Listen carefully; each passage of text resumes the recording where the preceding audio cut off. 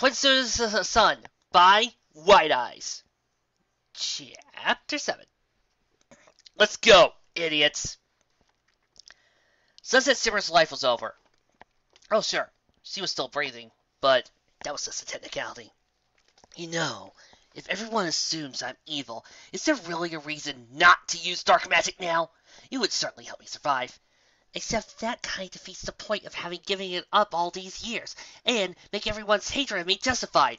So, I'm just going to lay here and wait for something to eat me? That's stupid! It's called dying with dignity. It'll probably hurt way less than an angry mob.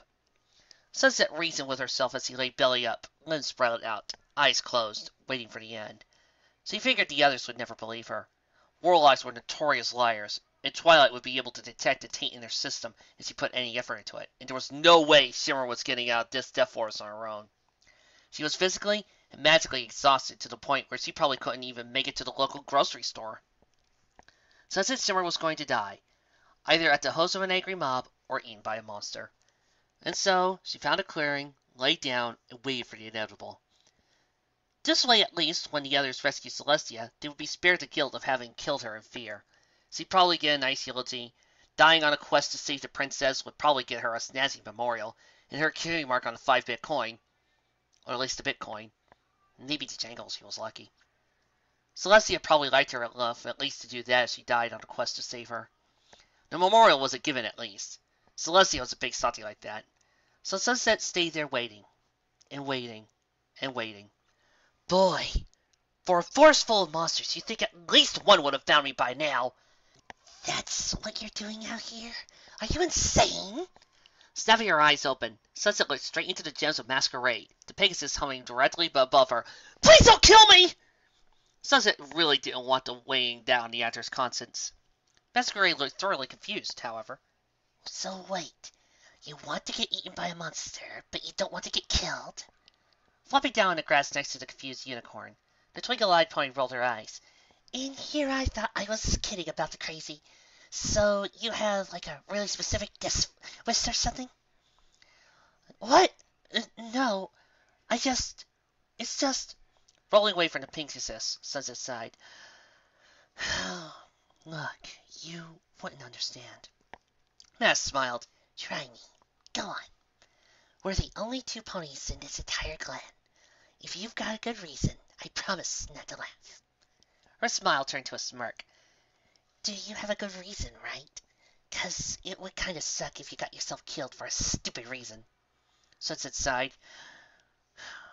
Did you hear what Steven said, right?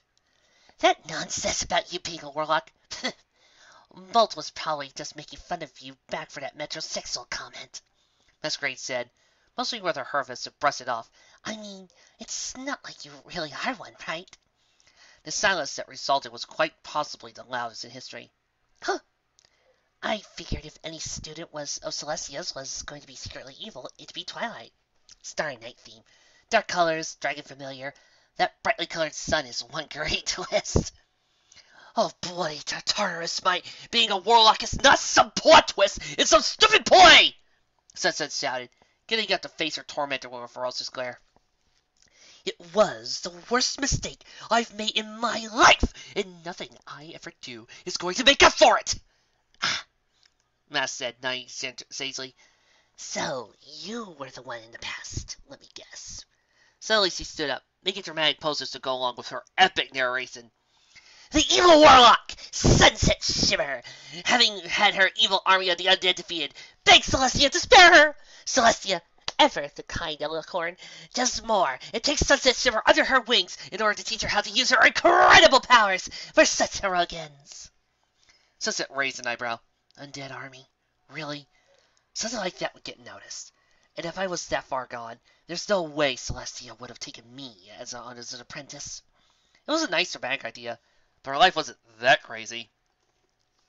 Masquerade apparently was undeterred, however, as he instantly launched into a new intro. Sunset Shimmer, unknowingly imprisoned to the evil unicorn warlock, lures of his plans to take over the world! Of course! Taking this information to Celestia, the forces of good were able to defeat the evil warlock. As a reward for heroics, Sunset Shimmer becomes one of Celestia's prized pupils. Oh, I wish it was something that good. My whole thing is stupid. Really, something that heroic would have been something for Sunset to have been proud of. Sunset Shimmer, very hungry one day, accidentally uses dark magic to make an evil sandwich, which she then ate. Seeing the unicorns and Craigslist stare at that one, she shrugged. Well, it was the best stupid idea I could come up with. Plus, I'm hungry, so food is kind of what's on my mind.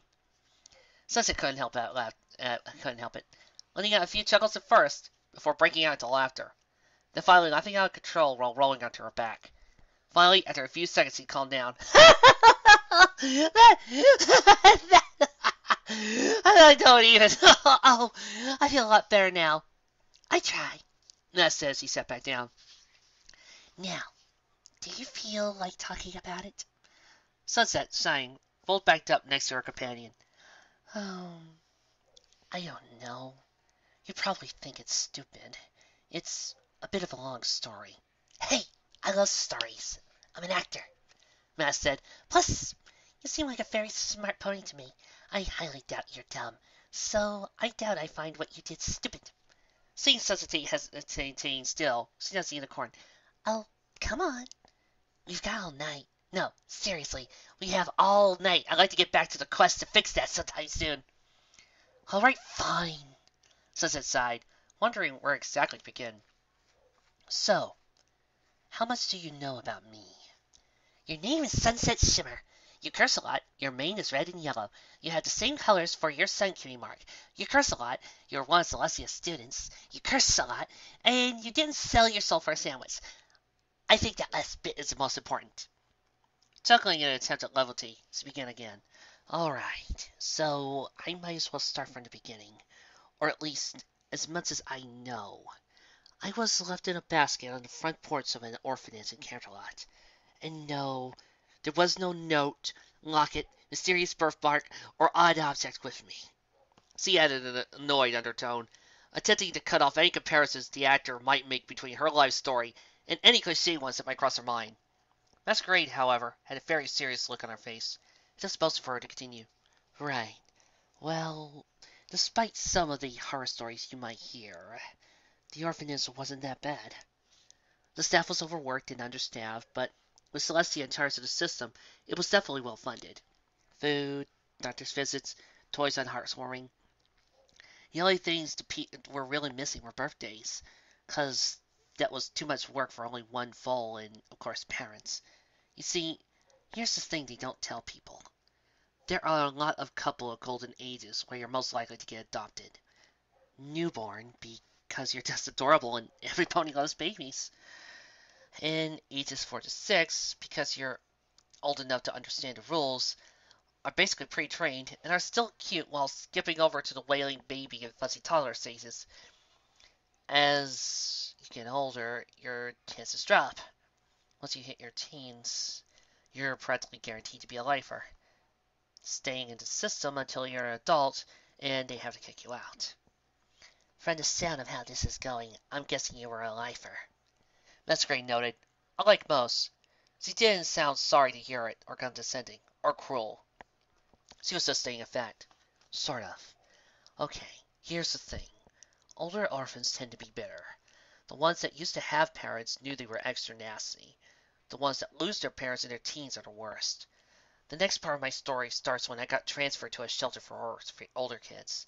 Fewer staff, more problem kids, not a nice picture. No pony wants to be surrounded by dozens of moody teens, so naturally they can't do anything to curb the bullying when, say, a 13-year-old blank flag gets transferred in. You were a blank flag at 13? Masquerade couldn't help but blurt out in shock. And why not? The average pony got it around ages 8 to 10, with some late bloomers not getting it until they were 12 or so. And at 14 and 15. Yeah, no pony there had ever heard of some pony going that long before either. They actually called in a doctor to make sure I didn't have some weird illness or disorder or something. Sunset snorted, looking grimly amused. No, at the time I actually kind of hoped I was sick, so I'd have an excuse and all the other kids would feel bad for laughing at me. But the doctor couldn't find anything wrong with me. except that the needle in his mana gauge must have been broken, because it was detecting no changes in my mana levels, even after he cast a barrier of simple spells. She's smart. Remember that. It'll be important later. Masquerade nodded. Right. Checkbox sword. Seeing Sunset's confused look, she explained, when you're telling a story, you don't include the unimportant details. If there's a sword on the mantle in Act 1, some pony better be stabbed in Act 3. Basically, if it's not important to the story, you don't bring it up. Like you didn't mention the doctor's name, but you mentioned the mana gauge, because one was important to the story and the other wasn't. So, why wasn't the needle moving? Right. Well, that leads to my cutie mark, and my becoming Celestia's first student in over a century. Sunset smirked a little as Masquerade leaned in closer to listen more intently. I didn't think the needle was broken, because I wasn't feeling tired at all. So I started practicing magic more and more, and found I was good at it. Like, really good. And I wasn't getting all that tired. I had a huge mana reserve, so I started showing off to the other kids, and they liked it. Not enough to be my friend, but enough to stop picking on the Blind Flank Supreme. Then I decided after a couple of days of showing off to hit the local parks, pass ahead and earn a few bits off of my own. Kids loved what I could do, and my reserves meant I could put on shows for a long time before I even got too tired. So I was actually making a decent chunk of change. First thing I bought was some more basic spell books. I didn't even know what my talent was, so I wanted to see what spells I could or couldn't do. Over the next couple of weeks, I found that I could learn any spell just as well as the others. I was old enough to realize it just meant I was a magic talent. I'm not sure if you know how big of a deal that is. It means you're a unicorn that's good at casting spells, Matt said, clearly not getting what Sunset was hinting at. That's mostly right. It's a lot more impressive than that. It's like if a Pegasus had a special talent for weather. Just weather. Every single type of weather comes easy to them, and they're a master of it. Storms, clouds, winds, lightning, snow, sunny days, fog, you name it. They can do it masterfully at the level of more specialized Pegasi in the Weather Patrol. Seeing Masquerade's jaw drop, Sunset nodded and continued. Most unicorns don't know just how only a few spells. That's sometimes all they can learn. The less related to your special talent a spell is, the more difficult it is to learn, until you hit the point where it is impossible. That's why, despite the stereotype, most unicorns actually know jack all about magic, because they really can't use the stuff that comes naturally to them. They never bother learning how it actually bloody works! Magic talents like me and Twilight, we can learn any spell if we study long enough. Magic talents are rare. I think we're the only two in all of Canterlot. It's a big deal. So, yeah, I figured that one out as a kid and was ecstatic. I didn't have my cutie mark yet. So I realized that there was more to my talent than that. Some extra facet I hadn't figured out yet. I looked up some previous magic talents in history, just to see what their little quirks were.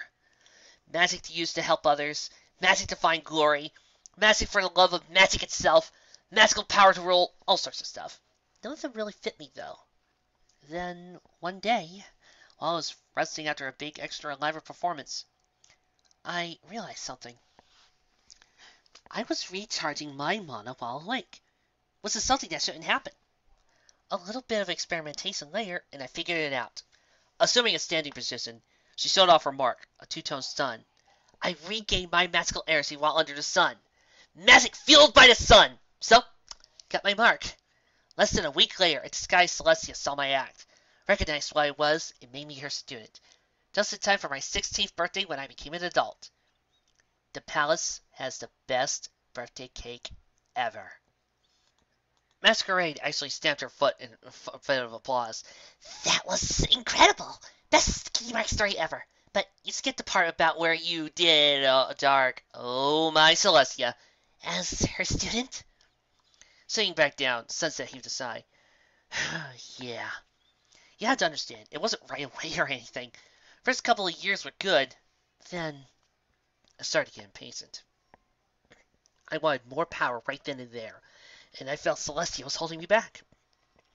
See, when I got found by Celestia, it was because I was special at magic.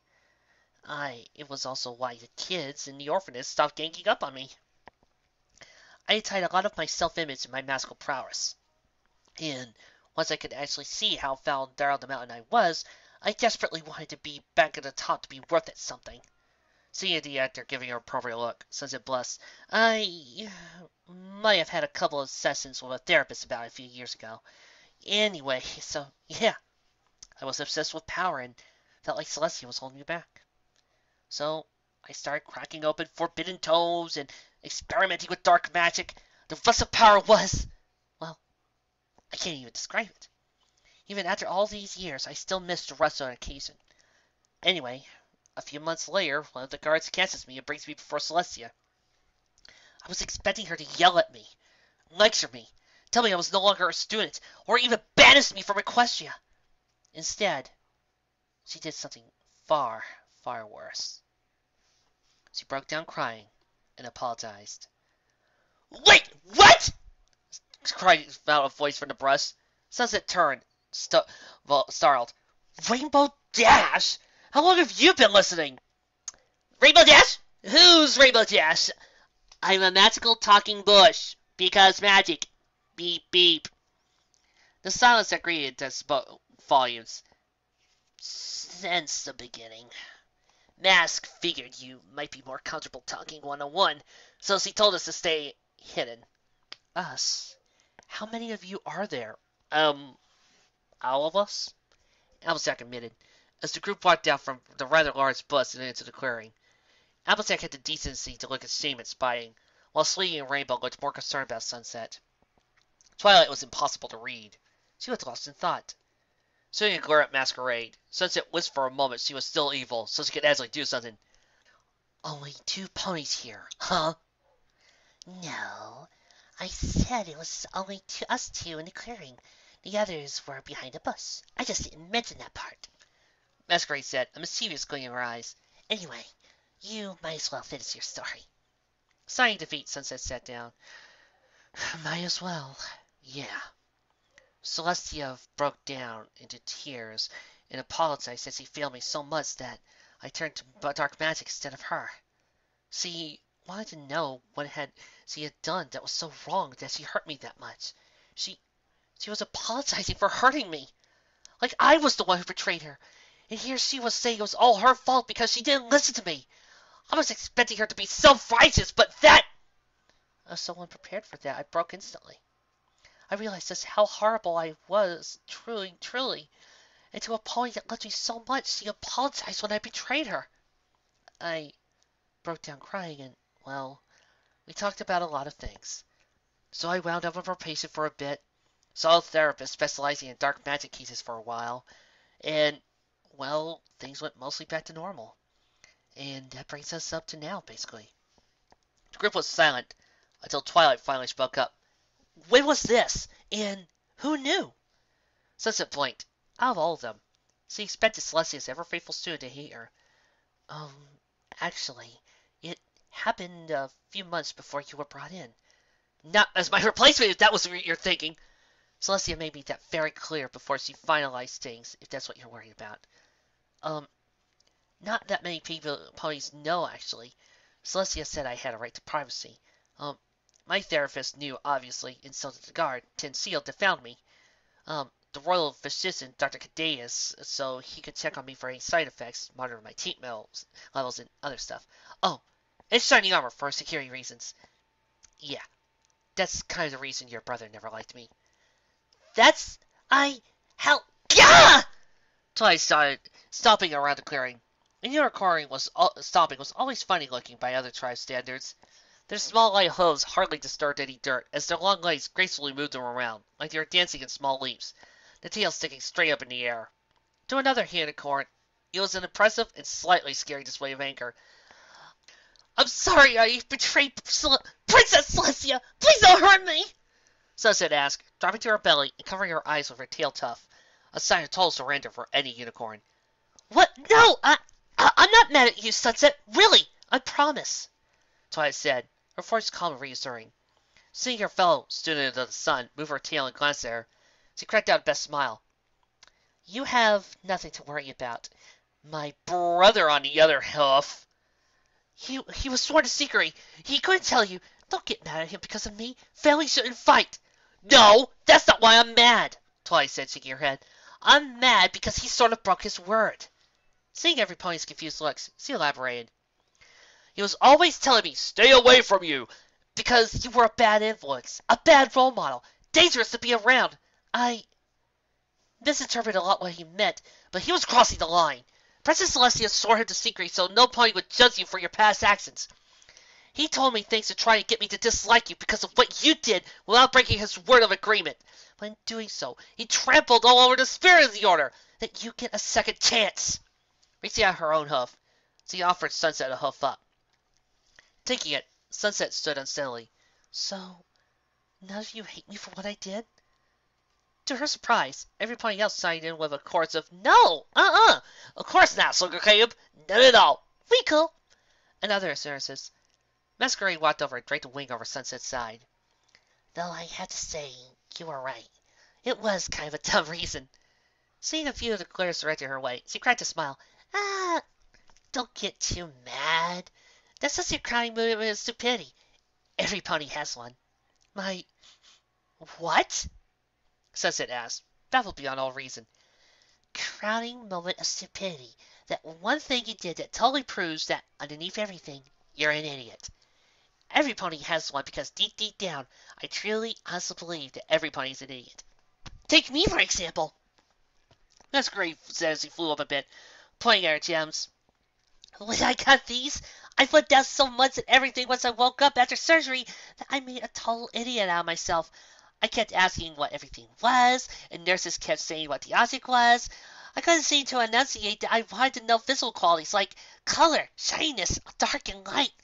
The nurses thought that I flipped my lid at first, before my doctor finally came in and told them that they were being idiots. I was born blind, so I didn't know what things were visually. Then he got me to sit down and go over some flashcards to get me up on speed on colors, light and dark, bright and dull, that sort of deal. I was so excited that it wasn't until later that I realized how badly I handled everything. Hence, I'm an idiot.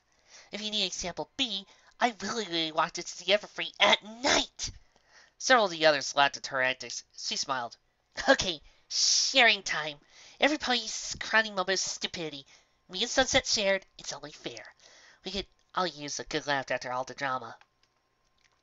All the other ponies looked uncertain for a moment, before Sweet Drop stepped forward. Well, one time, I got my special somepony, a unicorn, a hoof file. Sunset and Twilight winced. They could see where this is going. So, yeah. Didn't know your tribe doesn't file their hooves, but their horn. And hoof files are a lot rougher than horn files, so, yeah. She had to wear an ice pack for a few days. It was the worst birthday present forever. Wait. A few days? How did she hurt her horn that badly? Sunset asked. She was actually more surprised at the intertribal relationship than the same-gender one. After all, the second was a lot more common, and a lot less unspoken social pressures.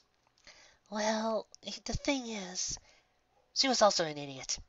She didn't want to admit I got her a bad present, so she kept using it to file her horn. We both had a good laugh at how dumb it was afterward. So he explained, chuckling at the other girls joining in. Lastly, here's the apple bucket season. AJ supplied, making the locals have a huge laughing fit. Looking at the two unicorns from the canter lot, Eljack blushed deeply and said, It'll take a while to tell it all, but trust me, I was the biggest darn fool in all of Equestria for a week. Nah! Biggest is the idiot in Equestria has to be me, Das exclaimed. And, before you make the joke, Mask, I'm so competitive I have to win a stupidity contest. Now, it falls my cutie mark. I was kind of a jerk getting it. I mean, I was still awesome, but I kind of also messed up at the same time. So, whenever I look at it, I'm reminded of how cool and awesome I am. But it also has a slice of humble pie, you know? Seeing the others look down low, Rainbow put on a goofy face. Pie. They got a few laughs. Yo, Egghead Jr., you're up! What? Twilight rambled, apparently lost in thought. Probably the Book Fort Pennington accident. Book Fort? Rainbow asked, clearly confused with the idea. Yes, it's like a block or a pillow fort, but made out of books. And before you ask, I did name all of them. Anyway, after I finished the Pennington, when I realized that one of the books was one I never read before, so I decided to take it out and read it. From the bottom of the corner, while I was inside the book fort. You can guess what happened. Seeing everyone smiles, she grinned herself as she continued. So, yeah, it fell on me. I was fine, but you should have heard me shout, "Ah! Knowledge! Why have you betrayed me?" Chuckling along her audience, Twilight delivered the finishing blow. The best part? The best part was, the book was an architecture. Every pony wound up laughing for a good while after that. Sunset found herself flat on her back, gasping for breath. Thanks, guys. I really needed that. Yes, that was a great idea you had, Masquerade. How did you know? So he asked. The Pegasus smiled. I'm an actor. I know how to keep my audience happy. And the best way to balance out drama is with a few laughs. But you know what that means, right? Seeing everyone's confused looks, he cracked a grin. It means Nightmare Moon is going to get her flight kicked by a bunch of idiots! Who's with me? Every pony got pumped up at that, shouting confirmations of joy. Sunset felt better than she had in a long, long time. But yeah, she will. We've got a world to save.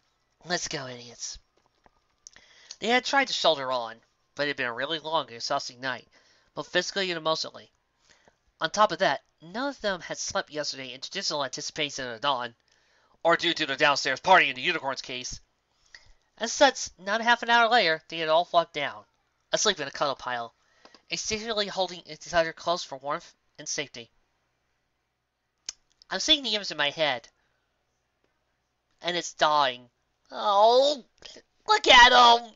They're so cute! As such, none of them noticed the dark blue mist that slowly filled the forest trail where they slept.